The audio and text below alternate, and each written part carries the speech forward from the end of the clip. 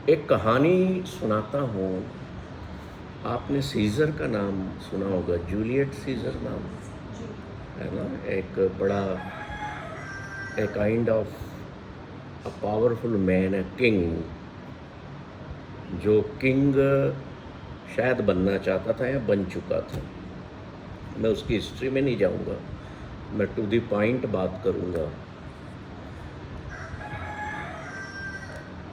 कि जब वो साम्राज्य, रोम के साम्राज्य का सम्राट बन गया, तो वो थोड़ा तानाशाह हो गया। उसका साथी था बड़ा ट्रस्टवर्दी साथी। हमने अभी देखा था ना इसमें कि ये बी कैटेगरी के कुछ लोग होते हैं जो म्यूचुअल ट्रस्ट और लाइकिंग के लिए आपके साथ जीते हैं। तो वो ट्रस्टवर्दी था, उसका नाम ब्रूट था। अब हुआ क्या कि जो वहाँ की जो सभा थी, उसके जो मेंबर्स थे, उनको सीज़र की तानाशाही पसंद नहीं आ रही थी। तो वो चाहते थे कि इसको सम्राट के पद से हटा दिया जाए। तो जैसे ही वो संसद कह लो, एंटर हुआ, तो 60 मेंबर्स संसद सदस्य ने उस पर जानलेवा हमला कर दिया। अब चूंकि वो सम्राट था तो उसके साथ 1-2 बॉडीगार्ड थे, तो उनके साथ वहाँ उनका युद्ध शुरू हुआ कॉरिडोर में। अब 60 लोगों के साथ वो अकेला तो भिड़ नहीं सकता था, तो वो लड़ाई करना शुरू करता है और देखता है कि जो मेरा भरोसेमंद व्यक्ति ब्रूट, वो उन 60 लोगों में शामिल है। सीज़र इतना पावरफुल था, इतना शक्तिशाली था कि वो सैकड़ों लोगों से अकेला युद्ध लड़ लेता था। पर जब उसने देखा कि मेरा विश्वास पात्र व्यक्ति मेरे को पद से हटाने और मारने वालों के साथ शामिल हो गया, तो ही लॉस्ट हिज बैटल। वो ब्रूट से कहता है कि तुम भी इनमें शामिल हो। शेक्सपियर ने बड़ा खूबसूरत उसको डिस्क्राइब किया है, कभी पढ़िएगा। मैं तो तुम पर विश्वास करता था और तुम भी विश्वासघाती लोगों में शामिल हो। मैं टूट गया हूँ। Now I don't want to live any more. मैं जीना ही नहीं चाहता। मार दिया जाता है, हथियार छोड़ देता है कि मैंने जिस पर विश्वास किया जीवन भर, जो मेरा साथी था, वो ऐसा निकला। हम इस बहस में नहीं है कि सीजर वॉज राइट और wrong. Here we are considering a point of trust in relationship. ऐसे ही आजकल हम परिवारों में देखते हैं, कोई परिवार का सदस्य हमारे विरोधी के साथ खड़ा हुआ है, हो रहा है ऐसा, और होता आया है और होगा। तो ये जो म्यूचुअल ट्रस्ट है, ये जब टूटती है तो आपका मन विचलित हो जाता है। कई लोग सुसाइड कर लेते हैं, अखबारों में पढ़ते हो। कई लोग सब कुछ छोड़ छाड़ देते हैं, जीवन निरस्ता में आ जाता है, बिल्कुल निराशा में डूब जाते हैं, डिप्रेशन में चले जाते हैं, जीने की इच्छा नहीं होती, कुछ करने का मन नहीं होता। क्या चीज़ वहाँ टूटी? ट्रस्ट। तो रिलेशनशिप्स में ट्रस्ट इज़ वेरी इम्पोर्टेंट। पर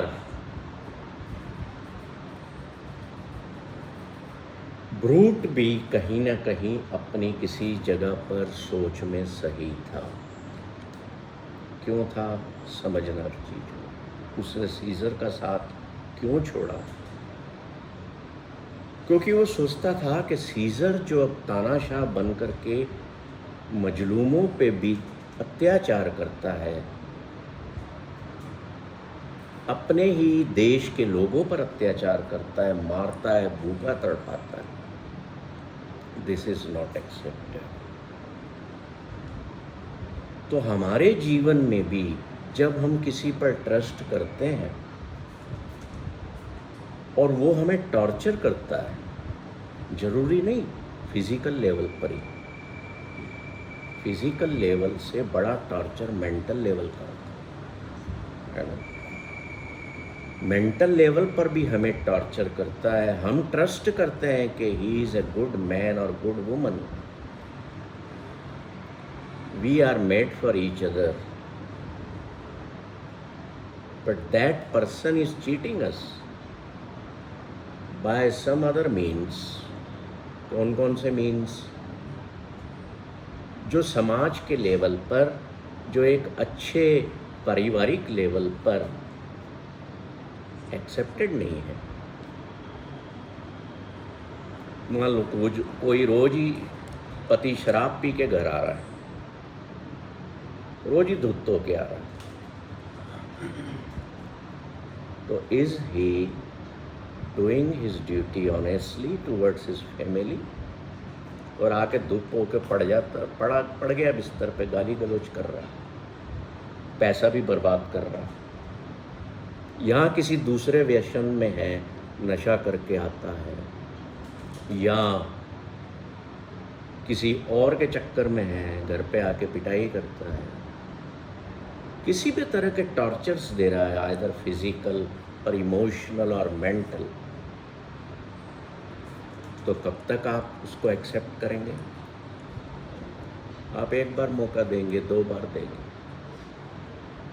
आप समझाएंगे कि we were associated not for these things, we were associated not to create suffering in our own close loved ones. अगर ऐसा हो रहा है तो आपने रिलेशनशिप के मायने नहीं जाने। पहले कहते थे, मेरे माता पिता अक्सर ये बात करते थे कि अपने घर के संबंधों में एक दूसरे से झूठ भी मत बोला करो, जो बात है सच बता दिया। अब तो वो हवाई हो गई बात। अब तो पति का मोबाइल भी लॉक्ड रहता है, पत्नी का भी लॉक्ड रहता है, और तीसरा बच्चा पैदा हो गया उसका भी लॉक हो जाता है।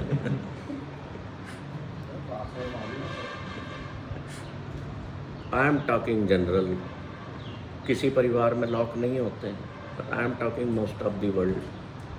कईयों को पासवर्ड पता होते होंगे, कईयों को नहीं पता हो। फेस होता वालों पास पता होता कई लोग ट्राई करते होंगे अलग अलग पासवर्ड डाल के, उसकी डेट ऑफ बर्थ वाली डाली, उसकी कुछ और डाली, कोशिश करते होंगे। मतलब आप ये देखिए कि रिलेशनशिप किस लेवल पर आ गई है कि एक पिता मुझे कहते हैं कि साहब मैं मेरे बच्चे का मोबाइल चेक करना चाहता हूँ कि वो क्या देखता है, किनसे बातें करता है।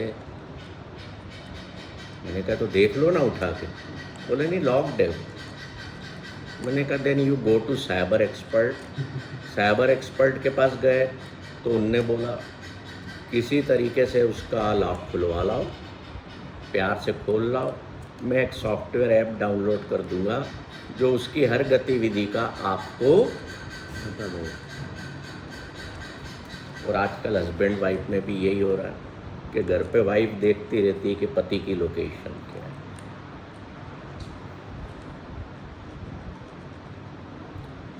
घर का खाना अगर पति को अच्छा नहीं लगता है तो वो घर ऑफिस के लिए लेके जाता है तो उठा के वहाँ पीयून को दे देता है और ऑर्डर करके नया मंगवाता है। घर पे ये जाके कहता है कि खाना बहुत अच्छा बना था आज। क्यों झूठ के तल पे जीते हो? कहो ना कि इसको ऐसे बना लो, या आज मैं मदद करता हूँ, और फिर कहो कि हम खुश नहीं रहते। इतने बड़े झूठ के तलों पर जी रहे हो, इतने बड़े मिसट्रस्ट के लेवल पर जी रहे हो तो रिलेशन समझ के करोगे क्या? पहले तो वो जो झूठ का तल है ना, अपने लव्ड वंस के दौरान कहाँ गए थे बोल दो ना, मैं गया था। डेट पे भी गए थे तो बोलो, मैं उस कॉफ़ी हाउस में गया था, मेरे फ्रेंड के साथ बैठा था। क्यों छुपाना? Why the fear among the loved ones exist? No need of fear, no need of mistrust. Be open in every relationship. उस रिलेशनशिप की कद्र होगी, फिर आपको चेक भी नहीं कोई करेगा, फिर आपकी तरफ कुछ सोचना भी बंद कर देगा, झूठ बोलना बंद करोगे। अरे तो क्या मेरा किसी से दोस्ती का संबंध नहीं हो सकता? मेरा मित्र है। My friend can be male और female also. My friend can be an old man, my friend can be old woman, my friend can be youngster one और ए चाइल्ड ऑल्सो।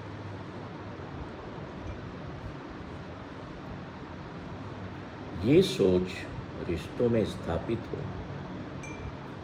ट्रुथफुल रहो, अपने अपने रोल ईमानदारी से play करके ना शांति में हो जाओ। मैंने मेरा काम था कर दिया, छुट्टी, अगला करे नहीं करे वो जान। The next thing is in relationships speak kind words. क्यों? इसलिए because your words have a life of their own. एक चाटा किसी को मारा है ना तो उसकी लाइफ थोड़ी देर के लिए है, पर एक बोला गया गलत शब्द तो जीवन भर जिंदा रहता है। A word has a life.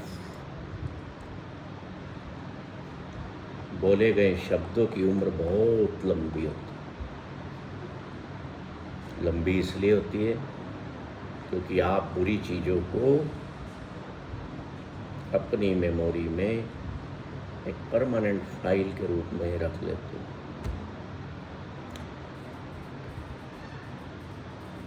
आपके शब्द, उनसे जो इंजुरी क्रिएट होती है, that is bigger than your actions. आपने कुछ बोल दिया, अगले को बुरा लग गया, अब आप उसके लिए गुलाब का फूल ला रहे हो, अब आप उसके लिए जाके आइसक्रीम ला रहे हो, अब आप उसके 10 तरीके से मनाने की कोशिश कर रहे हो। होता है बस, पर वो शब्द तो जिंदा है ना। और द टाइम बीइंग आप वापस हील हो गए, पर वो क्या होगा 15 साल बाद भी जब कोई बात हुई तो वो शब्द वापस आकर के दीवार के रूप में खड़ा होगा। आपने 15 साल पहले, मैं भूल गई क्या, या मैं भूल गया क्या? That's why I say the words have very very long life. आपके मरने के बाद भी आपके शब्द जिंदा रहते हैं। जो लोग दुनिया में अच्छा बोल गए है ना, उनके शब्द अवेलेबल है ना यूट्यूब पर। जो पब्लिक में गलत बोल गए उनके शब्द भी अवेलेबल हैं। आज भी हमारी संसद में प्रश्न उठते हैं ना, वो पहला प्रधानमंत्री था, वो ये बोला था, कितने साल हो गए मरे हुए, हम गड़े मुर्दे खोदते रहते हैं। कोई ज़मीन में कुछ नहीं खोद रहे हो, आपके मानसिक तल पर बैठे हुए वो शब्द आप निकाल के लाए। जब भी किसी को बोलो कुछ, तो a word should pass through 3 gates. पहला, ये सोचो कि ये जो मैं बोलने जा रहा हूँ ये सत्य है। दूसरा, काइंड है, मेरा शब्द मुंह से बोला गया काइंड है। और तीसरा most important, is it necessary to speak.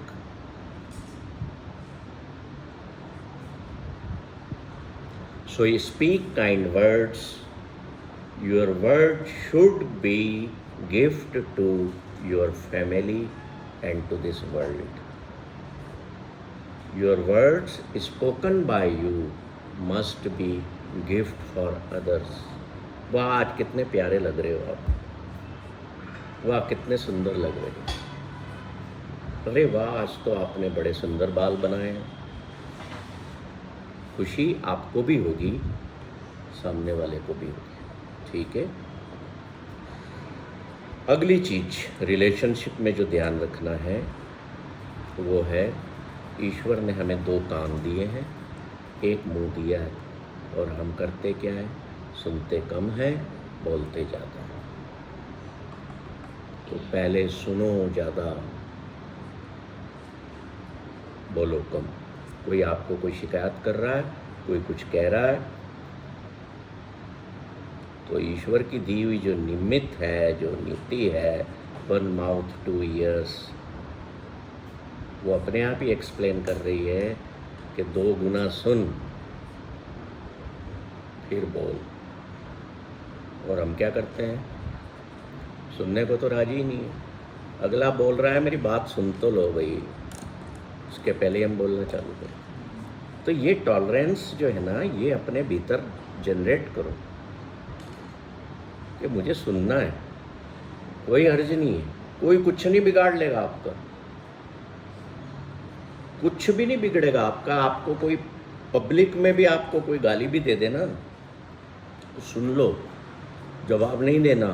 क्यों नहीं देना, कि अगर मैंने जवाब दे दिया परिवार में या बाहर भी, तो मैंने उस गाली को एक्सेप्ट कर लिया, मैंने ले ली उससे। और मैंने अगर जवाब नहीं दिया ना, तो मैंने लिया ही नहीं ना। तुम्हारे मुंह से बोलने से क्या, मैंने एक्सेप्ट ही नहीं की। बुद्ध यही करते थे कि जब उनको कोई अपशब्द बोलता था वो आगे चल देते थे। तो आनंद पूछता था, आप जवाब क्यों नहीं देते ऐसे लोगों को? बोले मैं लेता ही नहीं,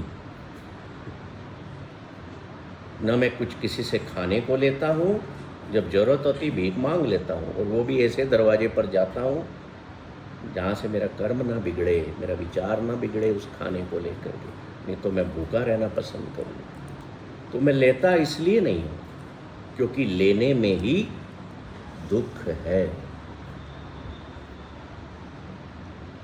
मैंने अगले का अपशब्द ले लिया, मैं अंदर से दुखी होना शुरू हो गया, मेरे को ऐसे बोल दिया, मेरे को ऐसे, मेरा दिन खराब हो गए, कई डेज खराब हो गए, कई महीने खराब कर दिए। तो लेने में सुख नहीं है, दुख ही है।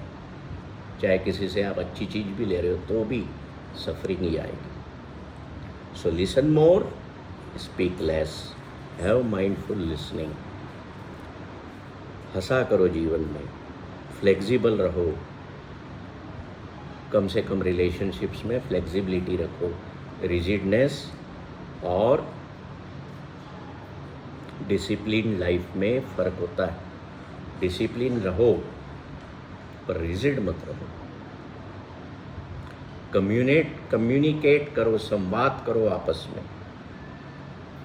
हवलदार मत बनो घर पे, इंस्ट्रक्शन दे दिए। थाना थोड़ी है आपका घर है, तो अपना घर थाना है कि घर है होम है?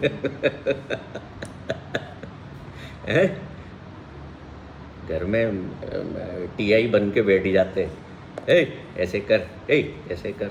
कहाँ था रे तू, तेने खाना क्यों नहीं बनाया अभी तक है? वो बोले मैं फ़ोन पे बात कर रही थी। तेरी माँ को काम नहीं है क्या और है? ये जो मैं सुनता हूँ ना घरों में, मैं एक बार जोधपुर गया, उन्होंने मुझे अपने उन्होंने बोला सर आप हमारे साथ रहना पसंद करेंगे? मैंने कहा हाँ यार घर पे रहूँगा, बस टॉयलेट सेपरेट होना उस रूम का, मैं रहूँगा। तो मैं रहा, और सुबह सुबह ही चालू हो जाता था करेक्ट। वो जो घर के हेड थे वो बिल्कुल टीआई के वेश, और इतना कड़क परिवार वालों के साथ बोलना। तो जब मेरा 2 दिन का काम निपटा, सेशन हुए पूरे, तो मैंने कहा भाई साहब यार घर में विजिलेंट ऑफिसर क्यों बने बैठे हो, थानेदार बन के बैठे, थाना है कि घर है आपका? वो इतनी सी बात उनके दिमाग में ऐसी घुसी कि उसके बाद 10-15 फ़ोन आए और उनने अपना एटीट्यूड घर में बदल लिया। मैंने चलो कहीं तो कुछ सही हुआ। मतलब हर बात पे लोगों को टोकना। बेटा कहीं मोबाइल पे बात कर रहा होगा यार, उसकी भी अपनी लाइफ है। वाइफ कहीं कर रही है या हस्बैंड कहीं कर रहा है, अरे उनकी कोई बात होगी, कोई लाइफ है, कोई बिजनेस की बात होगी, कुछ भी हो सकता है, कोई इमरजेंसी हो। वहाँ क्या होता था, पति का फ़ोन बज रहा है ना, तो पत्नी रसोई के काम छोड़ के फ़ोन की तरफ भागती थी। किसका फ़ोन है? अरे भाई तू की लेना है किसका फ़ोन है, मैं देखूं कौन है। ये इतनी मगजमारी मत करो, इतनी माथाफोड़ी मत करो जीवन में। वैसे एक बात बोलूं, सही बात सुनना है। विवाह एक पूर्णतया माथाफोड़ी और मगजमारी का संस्थान है। The marriage in an institution of सिरफोड़ी, माथाफोड़ी एंड मगजमारी। पर करना तो है, तो उसमें वाइज बनो, इंटेलिजेंट बनो, चीज़ों को कंपेशनेट वे में लेके चलो। जो जैसा है ना एक्सेप्ट कर लो। कहाँ माथाफोड़ी करोगे आप बताओ? रोज़ तो कर रहे हो, नहीं सुन रहा ना, 11 बजे उठता है वो। छोड़ दो, लेट इट गो। एक्सेप्टेंस को लाओ। आपको भी भगवान ने बनाया, इसको भी भगवान ने बनाया। अब आप क्यों लगे हुए माथाफोड़ी करने के ये बदल जाए, मेरे मैं जो चाहती हूँ वैसा हो जाए? अरे ईश्वर ने बनाया उसको ऐसा, आपको ऐसा बनाया। 5 उंगलियों में फ़र्क है कि नहीं? तो परिवार में भी सारी उंगलियों में फ़र्क होगा। एक्सेप्ट इट, मत चेंज करने की कोशिश करो। संस्कार दो, विजडम दो, वो आपका फ़र्ज है। अच्छी बात करो, सीखे कोई तो अच्छा है, नहीं तो don't make it a institution of माथाफोड़ी। Make it a temple, make it a temple. कैसे बनेगा? परिवार हमारा मंदिर का रूप कैसे लेगा कि पहले मैं और ये सब ईश्वर के द्वारा निर्मित। जब ईश्वर आ गया बीच में तो बहुत सारी चीज़ों का एक्सेप्टेंस हो। जब ईश्वर बीच में आ गया तो ईश्वर के गुण भी आ गए, कंपेशन आ गया, फॉरगिवनेस आ गया, ग्रेटिट्यूड की भाव आ जाएगी, तरस आएगा। और आजकल तो ये हो रहा है, मैं देख रहा हूँ, मुझे दुख होता है कि घर में बेटा बीमार है, प्रॉब्लम हो गई है, तो आदमी ऑफिस पे इंफॉर्मेशन दी गई उसको, वो फ़ोन करके वाइफ को कह रहा है तू ले जा वहाँ डॉक्टर में अस्पताल के पास भर्ती कर दे। मैंने क्या कर लेना है, मैं मेरा काम कर रहा हूँ, जो करना है डॉक्टरों ने करना। We have lost the human touch in life. इसलिए जो विवाह है वो माथाफोड़ी का इंस्टीट्यूशन हो गया। वहाँ सिर्फ आप अपने अपने अपने अपने स्वार्थों की पूर्ति कर रहे हो। मैं इसके साथ तब तक रहूँगा जब तक मेरी पूर्ति हो रही है किसी चीज़ की, बाकी इसका कोई मतलब नहीं है मेरे जीवन में दखल देने का।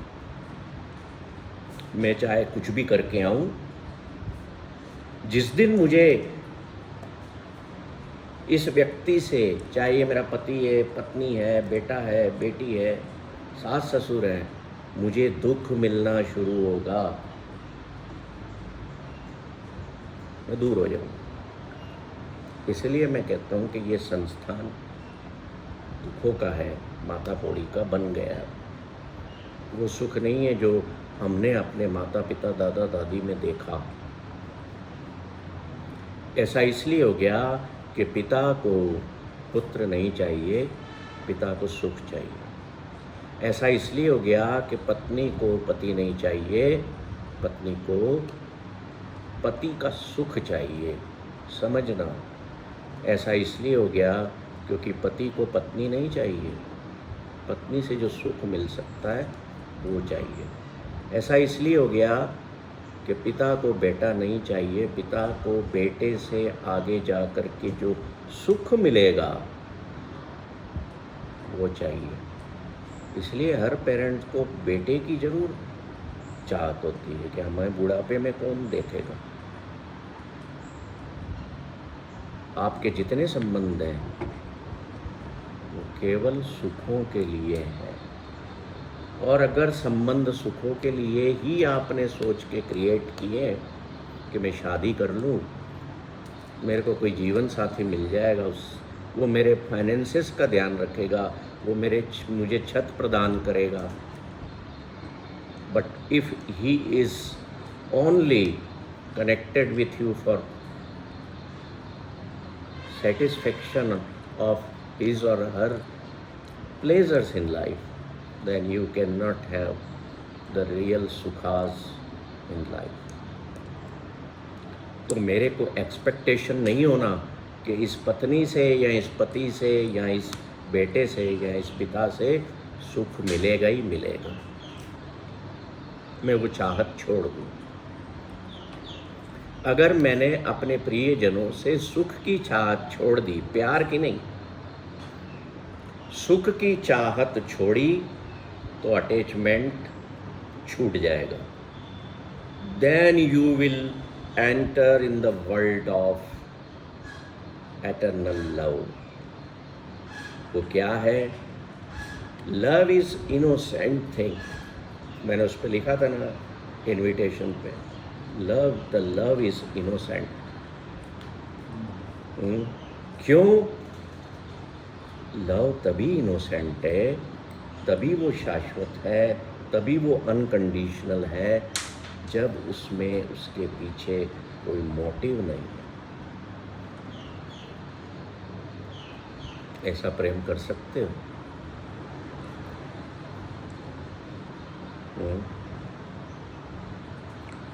When there is no motive, then there exists love. If motives are there, then there is no love. There is attachment, and attachment is the reason of creation of sufferings in life. समझ गए? परिवार में संवाद करा करो, एक दूसरे की तारीफ करने में कंजूसी मत करो। कंजूसी करना है ना तो बुराई की करो, तारीफ खुल के करो। नी नमक डाला है ना सब्जी में, बोलो सब्जी बहुत अच्छी बनी है, पर यार आज मुझे ना थोड़ा आम का अचार भी दे दो साथ, आज मिर्ची का अचार दे दो अगर मिर्ची कम लग रही सब्जी। बुराई मत करो, प्रेस करो चीज़ों को। जितना प्रेस करोगे आपके अंदर भी एक लहर बहेगी जो आपको भी खुशी देगी। आखिरी बात कि जीवन में अपनी रिलेशनशिप्स में एक कॉमन पर्पस हो जो पूरे परिवार का हो। Have one common shared purpose, वो उद्देश्य जीवन में हो सबका एक, जिससे जो अलग अलग हमारे परिवार के सदस्य हैं उनके बीच का धागा जो जोड़ता है वो टूटे ना।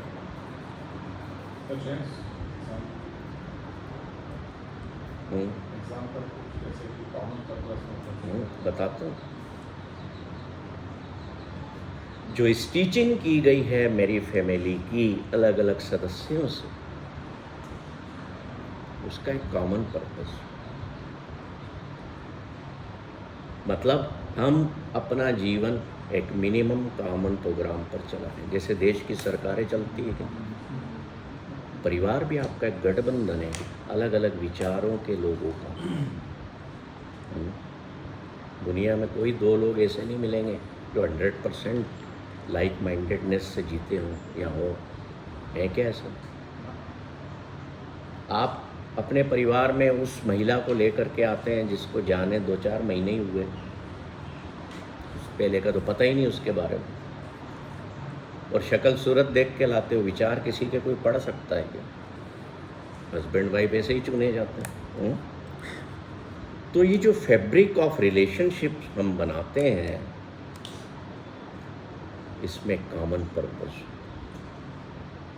एक कॉमन मिनिमम प्रोग्राम हो, ताकि हमारा जो ये संगठन बना है, ये जो ट्राइब क्रिएट हुआ है जिसको फैमिली कहते हैं, इसमें किसी तरह की टूटन ना आए। अब जो प्रश्न खड़ा हुआ कि वो कॉमन पर्पस क्या होता है, एक बात बताइए सर, ऑर्गेनाइजेशन जिसमें आप काम करते थे उसका कॉमन पर्पस क्या था?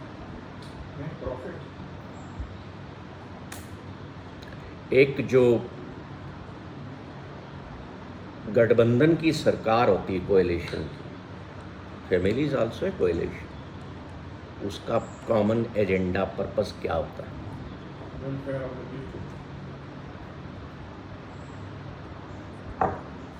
थ्रू वेलफेयर ऑफ पीपुल हमें जुड़े रहना है।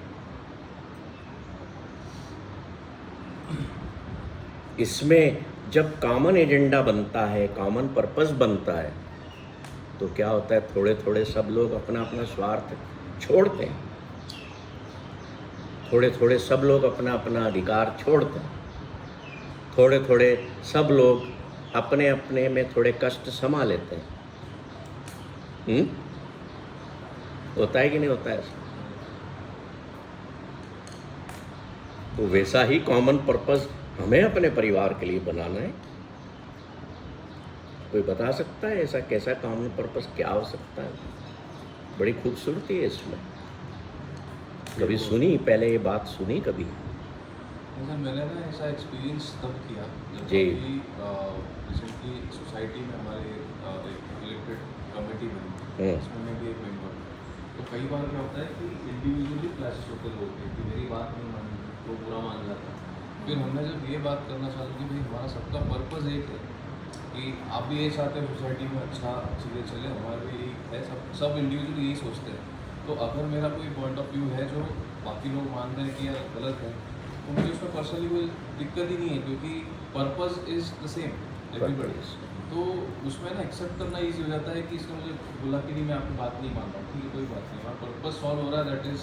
So this is one of the beautiful example of living life on common agenda। वहाँ थोड़ा थोड़ा अपना छोड़ना पड़ेगा ना, पर कोई तैयार ही नहीं हो। मान लो हस्बैंड है, उसको गलत आते हैं, बोला नहीं मैं तो नहीं छोड़ूँ, तुमको रहना हो तो रहो, नहीं तो जा बच्चे को भी ले जा। क्या ऐसे धरातलों पर, ऐसी सरफेस पर परिवार चल सकता है? नहीं चल सकता। अगर पत्नी कह रही है कि ये चीज़ आपका, ये जो व्यसन है या ये जो आदत है, ये परिवार के भले के लिए नहीं है, क्यों कह रही है? क्योंकि शी नोज कि in all of us, among all of 4 members, there is one common purpose, and that common purpose is to live life happily। हम सब मिले हैं आपस में हैप्पीनेस के प्रॉफिट के लिए। हमें हमारी बैलेंस शीट ऑफ लाइफ जो है वो नेट प्रॉफिट में शो करना है, शो ही नहीं करना है, निकालना है। So one common purpose of our family life is to create joy through our this tribe.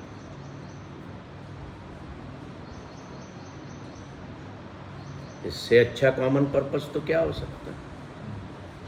जब आपका ये कॉमन पर्पस हो गया कि हमें अपने परिवार की खुशियों के लिए काम करना है, खुशी के लिए जीना है, खुशी के लिए अर्न करके लाना है, खुशी के लिए एक दूसरे की केयर करना है।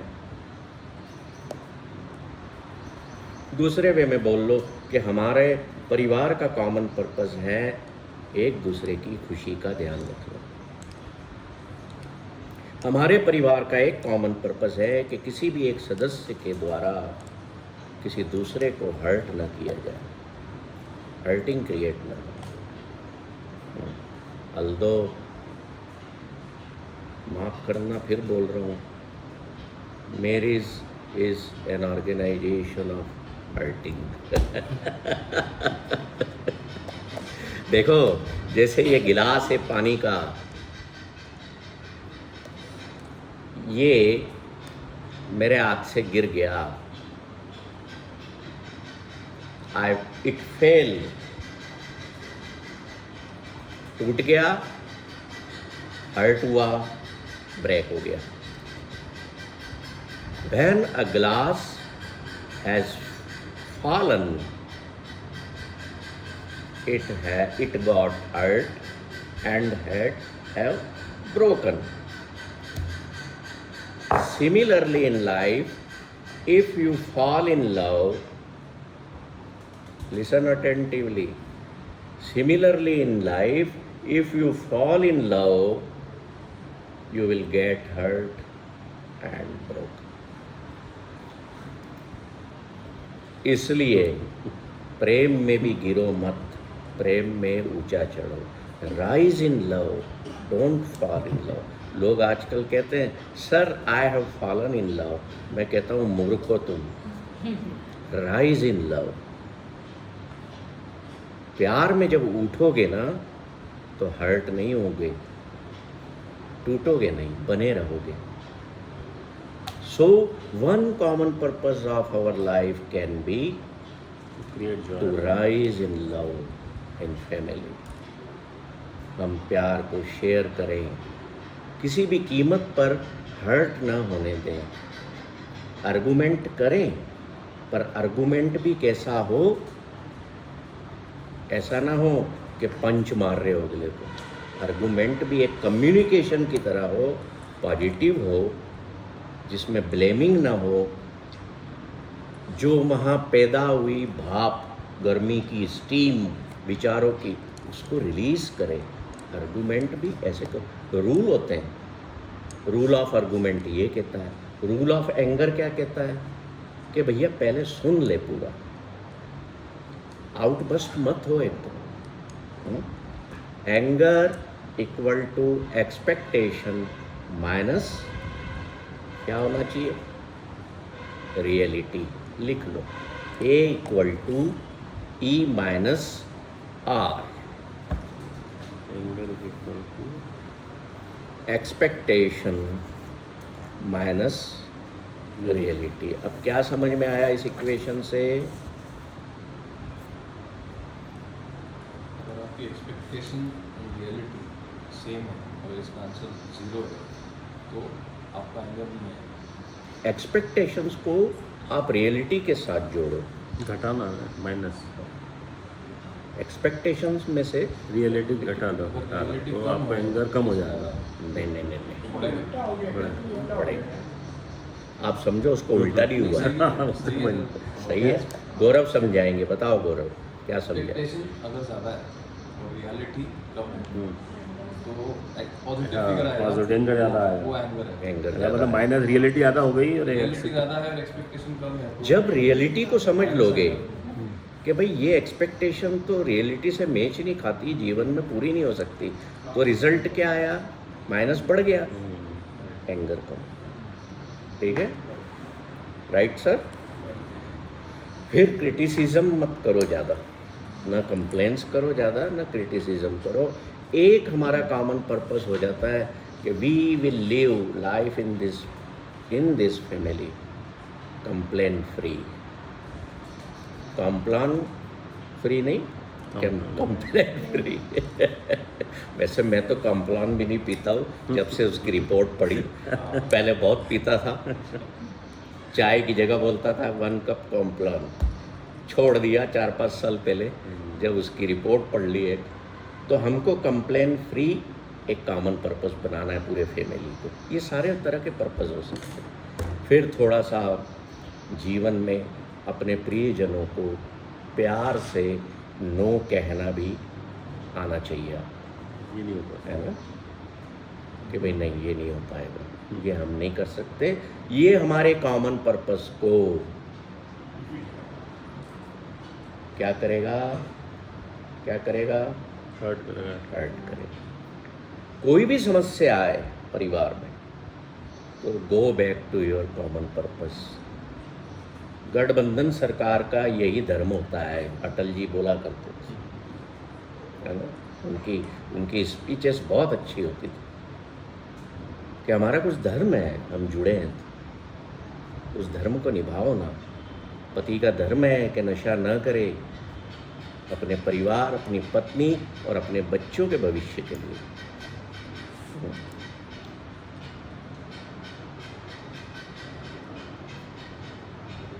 ऐसे ही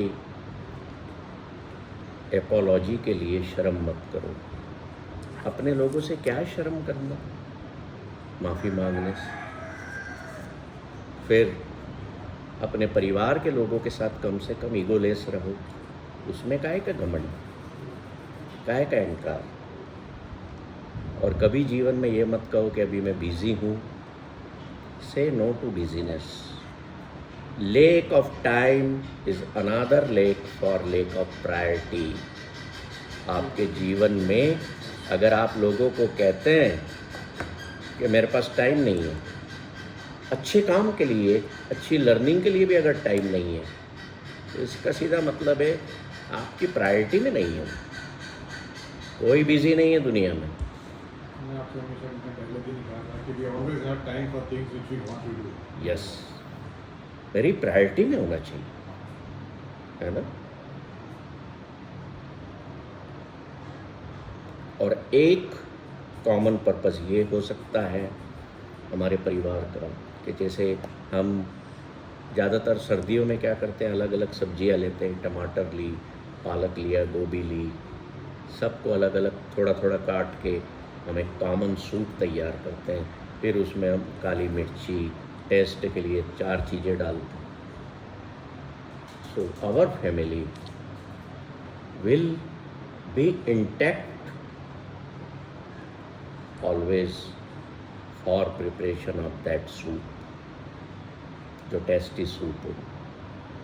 सो individual vegetables have to lose their identity to make a good soup। और ऐसे ही अगर हमें अपने एक परिवार को बहुत खूबसूरत यूनिट बनाना है, वो मगजमारी वाली संस्था या सिर फोड़ू संस्था से बचना है, तो हमें अपनी अपनी कम से कम परिवार में इंडिविजुअलिटी जो है, आइडेंटिटी जो है कि मैं पति हूँ, मैं बड़ा हूँ, ये इसका त्याग करो, तभी हमारा सूप टेस्टी बनेगा। सो अपनी आइडेंटिटी कम से कम अपने परिवार में, वहाँ ज़रूरी नहीं है ऑफिस में आपकी आइडेंटिटी ज़रूरी है, वहाँ की बात अलग है। क्यों? इसलिए हम जुड़े रहना हर कीमत पर हमारा एक कॉमन पर्पस हो सकता है। क्यों? इसलिए क्योंकि we are interconnected, we are interrelated, we are inter dependent.